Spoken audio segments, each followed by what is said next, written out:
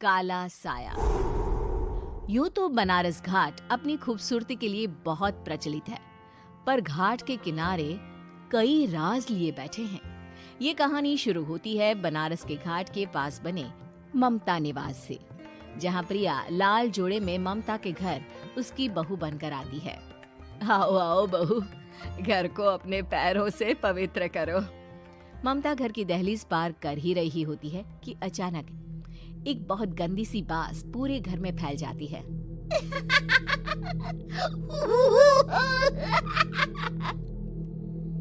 ये बदबू और ये आवाजें, ये कौन हंस रहा है माँ?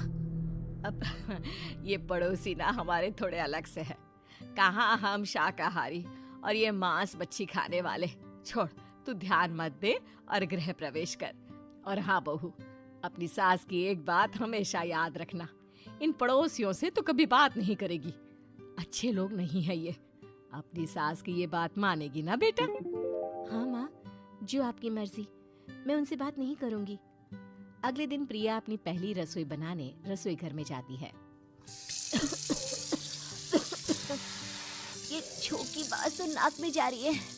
एक काम करती हूँ, खिड़की खोल देती हूँ। प्रिया खिड़की खोलने जाती है। इतने जाले, लगता है इस खिड़की को कभी खोला ही नहीं गया। पर ऐसा क्यों? ओह, नॉन वेज की स्मेल आती होगी ना। 2 मिनट के लिए खोल लेती हूँ, फिर बंद कर दूंगी। प्रिया खिड़की खोलती है। खिड़की खोलते ही उसकी नजर सामने वाले घर की खिड़की पर पड़ती है, जहाँ एक लड़की खड़ी होती है, हाथों में मेहंदी, लाल रंग की साड़ी, बिल्कुल सजी धजी, मानो प्रिया की तरह ही वो भी नई नवेली बहू हो। वो प्रिया को देखकर मुस्कुराती है। हे भगवान, माँ ने तो इनसे बात करने को मना किया था। प्रिया फौरन ही खिड़की बंद कर देती है और तवे पर चढ़े रोटी की ओर देखने लगती है, पर वहाँ रोटी न होकर मछली पड़ी होती है। ये क्या? पहली ही रसोई में इतनी बड़ी गलती। हे भगवान, अब मैं क्या करूं? प्रिया बहुत डर जाती है और फौरन रसोई की सफाई करने और फिर सभी के लिए खाना बनाने लग जाती है। जब वो सबको खाना परोसती है, सब तो ठीक है, मैं बेकार में चिंता कर रही थी। हे भगवान, ऐसे ही बस अपनी कृपा बनाए रखना। रात के वक्त जब सब सो रहे होते हैं, तब प्रिया को पायल की आवाज सुनाई देती है, जिससे उसकी आंख खुल जाती है। ये पायल की आवाज कहाँ से आ रही है? प्रिया उठकर उस आवाज के पीछे छत की सीढ़ियों तक जाती है। तभी उसे बच्चे के रोने की आवाज आती है। प्रिया छत पर जाती है तो क्या देखती है?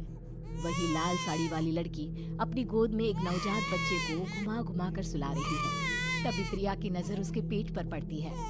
ओह गॉड, ये तो प्रेग्नेंट भी है। सुनिए, बच्चा सो नहीं रहा है क्या? मैं कुछ मदद करूं? नहीं नहीं, आपके घर वालों को अच्छा नहीं लगेगा, मैं संभाल लूंगी। स्नेहा की गोद से बच्चा हाथ मारकर प्रिया की गोद में आने को छटपटाने लगता है। दोनों घर अगल बगल में बने होने के कारण प्रिया उस बच्चे को गोद में ले लेती है। प्रिया के पास आते ही वो सो जाता है। बच्चे का वो स्पर्श रात भर प्रिया भूल नहीं पाती और अगली सुबह वो छत पर कपड़े सुखा रही होती है। तभी उसे एक औरत इशारा करके बुलाती है। स्नेहा कह रही थी बाबू तुम्हारी गोद में आते ही सो गया। मैं गौरी, स्नेहा की माँ हूँ। बहू, घर आना, बाबू को खिला भी लेना। शाम को जब घर पर कोई नहीं रहता, बच्चे से मिलने के लिए प्रिया छिपकर अपनी पड़ोसन के घर चली जाती है और कुछ देर बच्चे को खिलाकर वापस लौट आती है। इसके कुछ दिन बाद ही प्रिया को पता चलता है कि वो माँ बनने वाली है। ममता की खुशी का ठिकाना नहीं रहता।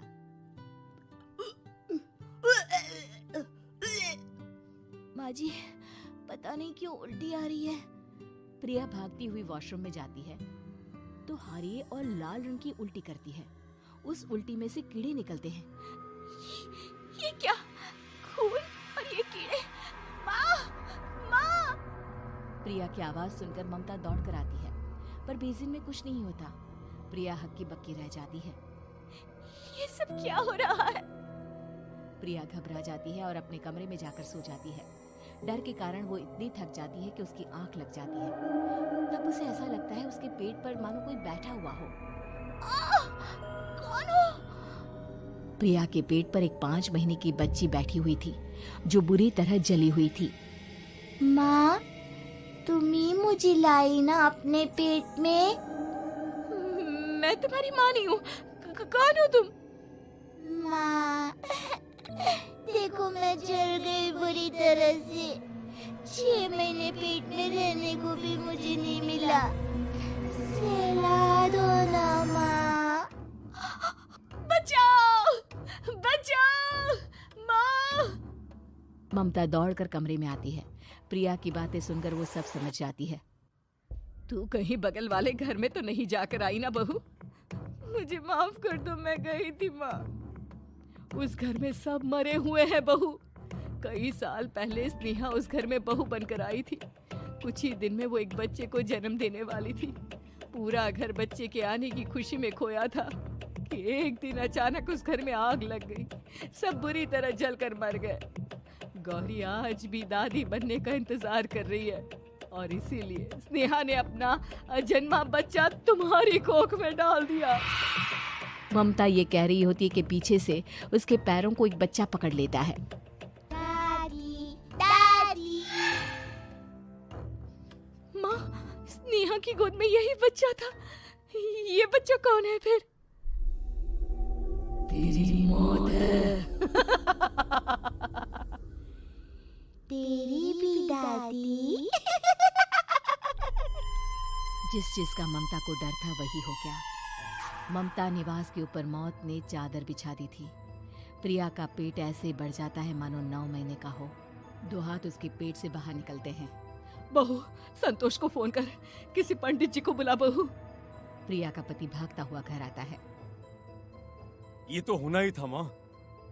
तेरा पाप तेरे सामने आ गया तो तू सह नहीं पा रही है।